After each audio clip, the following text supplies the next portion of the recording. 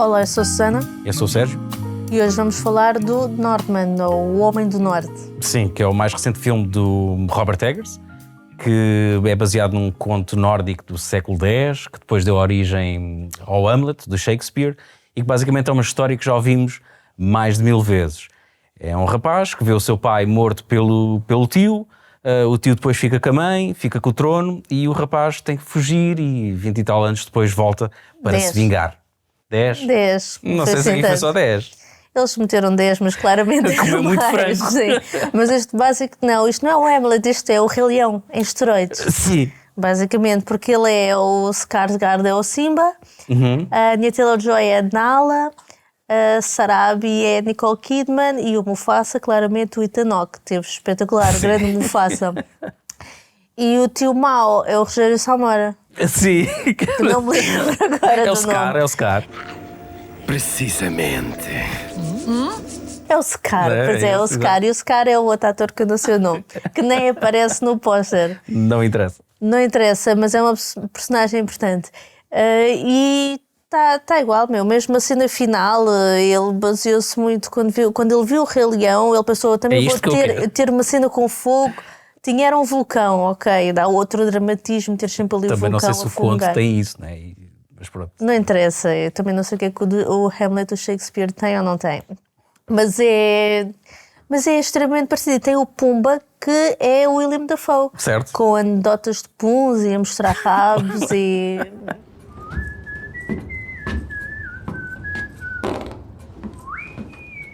Eu gosto muito do Rei Leão, mas acho que a cena da história é o que aqui é mais fraquinho neste filme.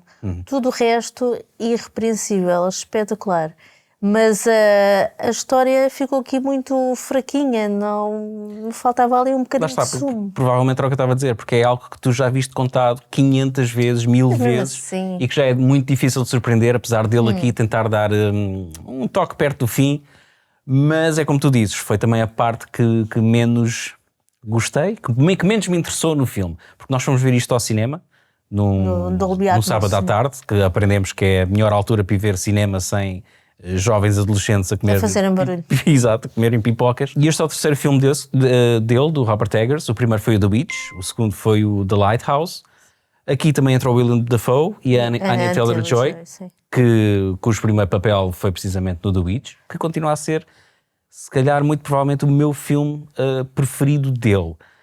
Aqui, tecnicamente, impecável, quer visualmente, quer sonicamente. Foi a primeira vez que ele usou Dolby Atmos num filme, e nós, estando na sala de cinema, realmente estávamos ali completamente embrenhados naquilo que estava a acontecer. Mas eu dei por mim, tipo, há 1h30, 1h40 do filme, não estava a olhar para o relógio, porque no relógio, mas estava à espera que aquilo acabasse. Este também é o filme que ele teve com mais orçamento e no qual provavelmente teve de fazer mais cedências ao estúdio, e as cedências foram todas na parte da história, Sim, não é? isto é da Regency, que já foi da Fox, depois a Fox foi comprada pela Disney, portanto, Sim, isto isso. basicamente é um filme da Disney. Lá está. Rei Lá Leão. está, Rei Leão, vai tudo dar ao mesmo. Mas, tirando isso, é o que tu dizes, a parte o ambiente é fantástico. Ele filmou isto na Islândia, também na Irlanda, não foi? As localizações são lindíssimas, os planos que ele arranja, aqueles planos muito abertos, são lindíssimos, são espetaculares. Tu vês o vulcão lá atrás, ali a fumegar, tu estás completamente imerso naquela experiência, a parte do som, a banda sonora. Há uma coisa que eu queria dizer. Tu jogas muito mais do que eu. Eu notei ali algumas influências de jogos. Sim, muito, tipo o Assassin's Creed, o gajo a chegar-se lá à aldeiazinha em que já está despejado das armas todas, e só faltava ali a barra da vida e onde é que estão os guardas, para nós vemos se eles estão com atenção a nós, era tal e qual. Mas eu acho isso interessante, porque tu vês cada vez mais nestes realizadores novos, jovens, a ir beber influências não só do cinema, bem como também de videojogos. Sim. Eu não acho que isso seja mau, muito pelo contrário, Não. porque são outras formas de contar histórias. E aqui, houve alturas que eu estava a ver aquilo e parecia, isto parece um videojogo. Poderá também ser uma forma de apelar a um público mais novo, não? Sim, Que pois joga. Tens uma parte também muito interessante no jogo, e que também no filme, e que também me Sim. fez lembrar um jogo. É uma das partes, aquelas partes das alucinações ou dos sonhos que ele tem. Que são para mim foram os mais interessantes. São extremamente interessantes. Há uma em que ele está a lutar contra um... Draugr. Contra o morto, não é? É um Draugr. Essa parte parecia quase um Souls game, não era? Completamente, sim. Sim. Ele tinha ali de recuperar aquela espada, estava espetacular.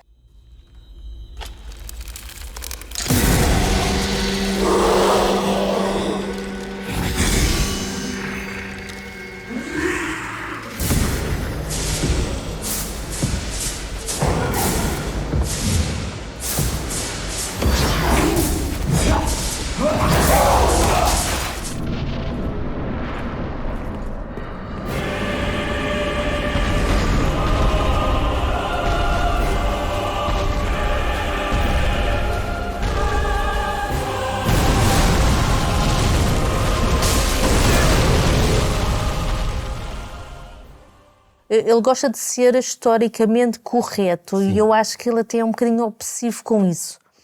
E ele, por exemplo, no The Witch, ele para construir aquela cabana usou materiais que só existiam na altura e as técnicas de construção. Ele vai a esse ponto. Que eu acho que são coisas que depois provavelmente traduzem-se para o ecrã, mas não sei se são assim não tão sei relevantes. Se nota. Sim. É como o António de outra vez disse do David Lynch e os grãos de café. Ninguém vai notar. E ele aqui... Ele rodeou-se de muitos historiadores, só que assim, os vikings, grande parte das coisas que tu sabes, tens algumas escavações, consegues recuperar coisas, mas há muita da história é escrita pelos povos, os povos que eles atacaram. Sim, portanto, tipo, hoje é terça-feira, e apareceram 15 marmanjos. Uns gajos muito violentos e é isso que tu tens deles, tu não tens uma realidade, tu não sabes ao certo como é que era a vida deles, então tens de imaginar muito. E ele, se calhar, ficou demasiado preso. E nós já vimos, nós temos visto muita coisa de Vikings. A série Vikings, que é brutal. Tem cenas, completamente... Que, segundo ele, não é historicamente correto. Mas isso depois é debatível, não é? Tipo... Isto também não é um documentário, não é? Exato. Isto é um filme e tu tens de fazer que as pessoas se interessem pela história. E eu gostei quando ele começou a ser cada vez mais violento. Aquela cena dele ter retraçado uma data de gás e colado ali numa cabana, eu pensei, sim, agora... mas é uma das coisas que se nota no filme, é que ele, como tem que apelar a um público vasto, não há assim tanta violência quanto nós estaríamos, nós os dois estaríamos à espera. Estamos se calhar demasiado habituados e estamos à espera sempre de mais e de mais, porque tu tiveste... Ele enfiou, eles enfiaram uma aldeia inteira dentro de uma casa e fizeram fogo àquilo e nós quase que nem reagimos. Mas porquê? Aquilo devia de me ter despoltado qualquer coisa. Uma data de criancinhas a gritar eu até consigo compreender, não é?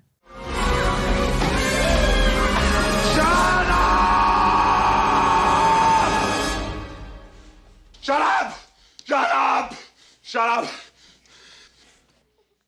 Opá, não, aquilo... Faltou ali qualquer coisa para me fazer realmente, fazer ali aquele clique. E há outra cena que é, ele pareceu-me quase um viking super-herói.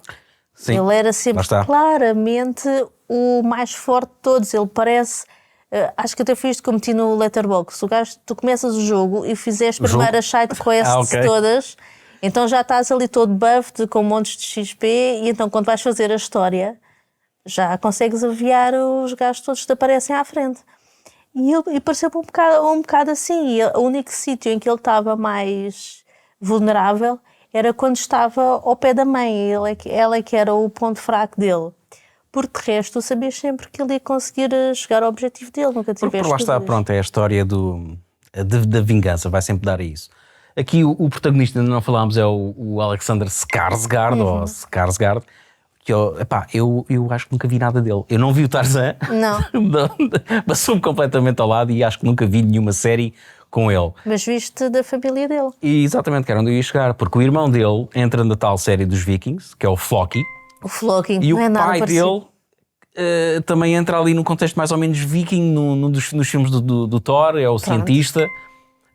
Portanto, ele aparentemente ele é o que mais se interessa por todo o lore e toda a história nórdica. Sim. E que abordou o realizador, o Robert Eggers, para em conjunto fazerem um filme. O Robert Eggers só decidiu fazer um filme sobre vikings depois de ter ido passar umas férias à Islândia, Ok. de ter conhecido a Björk através de um dos compositores da banda sonora. Estas que, por pessoas sua andam vez- todas num círculo. que por sua vez lhe apresentou um poeta que acabou por coescrever o argumento do filme. Tudo na mesma noite. E pronto, e não sei, mas pronto, juntou-se ali a fome à vontade de comer e decidiram então fazer um filme sobre vikings. Ele, para vender o projeto e para obter a aprovação para ter este orçamento todo para fazer o filme, teve que fazer cedências. E não sei se nota, porque ele também diz que era o filme, que este é o final cut dele, ou o director's cut, é o filme que ele quer fazer, mas uma das cedências foi tentar fazer o filme mais perceptível para o público. Nomeadamente, tiveram que substituir diálogos dos atores, já durante o processo de montagem, em que tinham que encontrar palavras cujos sons, portanto... Ou aquele a mexer os lábios que batesse. Exatamente, porque já não tinham hipótese de voltar a gravar com os atores. Não, vamos voltar agora todos para a Islândia no meio daquele frio Exato, todo. ele diz que foi o processo mais infernal pelo qual passou no filme, e ainda só vai no terceiro. Mas eu percebo esta necessidade de também querer fazer outros projetos de maior impacto. E Claro. está aqui realmente é um filme comercial. Tu vês o póster é horrível. O póster é das coisas mais. Pá, muita gente gosta, genéricas. mas sim, não é muito interessante. Mas eu acho que, tirando disso, eu acho que tu tens aqui um filme. Pá, tens aqui um filme real, meu. Tu não tens um filme feito em CGI. Tu tens. Já lá tá vamos, eu quero falar dessa é parte. capaz de ter, de certeza que tem algum CGI, mas é assim, tu agora só vês, filmes quase feitos em estúdios. Tu tens os filmes dos super-heróis, a maior parte do tempo eles estão em ecrãs verdes. Eles não, estes gajos foram para lá, até há cenas que eles... Rapa a frio. Sim, eles gravaram mesmo no barco e de certeza que deve ter sido muito complicado. E isto é quase um filme épico. Não é o Lawrence da Arábia, Sim. mas é um filme com um bom peso. Só falta aquele bocadinho. Isto é quase o que eu senti quando vi o Dune. Isto é tecnicamente Exatamente. irrepreensível. Exatamente. Mas falta aqui uma cena para me fazer adorar este filme. Tenho pena. Emocionalmente não faz o clique. Emocionalmente não faz, mas gosto imenso deste realizador e quero ver o que é que ele vai trazer aí mais para a frente. Adoro o cuidado que ele tem com o detalhe, talvez um bocadinho excessivo, mas... E lá está, mesmo nós não tendo adorado o filme, é daqueles que têm que ser vistos no cinema para teres a experiência completa. Sim. E não é um filme, não é uma sequela, não é uma recuela, não é um remake, Sim, não é uma história... um filme de super-heróis. Sim. São filmes destes que fazem falta Sim. ao cinema hoje em dia. E que, lá está, mesmo como já disse, e para não estar a repetir mais, mesmo sendo um filme extremamente... Acho que não vai ficar para a história como, por exemplo, ficou o Gladiador. Andam a fazer comparações com o Gladiador e eu acho que não Sim, não está é a ao mesma mesmo coisa. nível. Apesar de, e eu não falei... O Gladiador também inventa muita coisa, não é historicamente correto. Eu queria era ver o Gladiador 2, que a certa altura houve um argumento escrito pelo aquele que canta o Nick Cave, em que o Gladiador, o Russell Crowe, voltava dos mortos. É uma cena muito esquisita e acho que isso nunca foi para a frente. Então era um argumento mau. Um quê? Um argumento, foi o que tu disseste. Argumento? Foi. Pronto, ok, era um argumento mau Pronto. e agora já me perdi. Queria só acabar da minha parte Sim. para prestarem atenção ao trabalho de câmara, que acho que está mesmo impecável. Há uma cena que aparece até no trailer, se não me engano, aquela dos barcos, em que vês um barco viking a passar, começa a aparecer o segundo e a câmara avança numa grua, vira e depois é colocada num dolly dentro do barco. Isso está impecável, esse trabalho. E acho que toda a gente fala na cena da invasão, da batalha, mas essa não foi a que mais me surpreendeu, mas todo o filme está repleto desse tipo de trabalho de câmara. Sim, eu por acaso agora gostava de rever o filme outra vez, porque... Quando estiver no Disney+. Não, isto em casa perde muito, tu estás no cinema é completamente diferente. Vejam, é um filme que vale a pena, dos poucos que Sim. aparecem agora, que vale mesmo a pena ver no cinema. Não entra o Nicolas Cage, mas não é mau. Epá, ainda bem, eu não queria...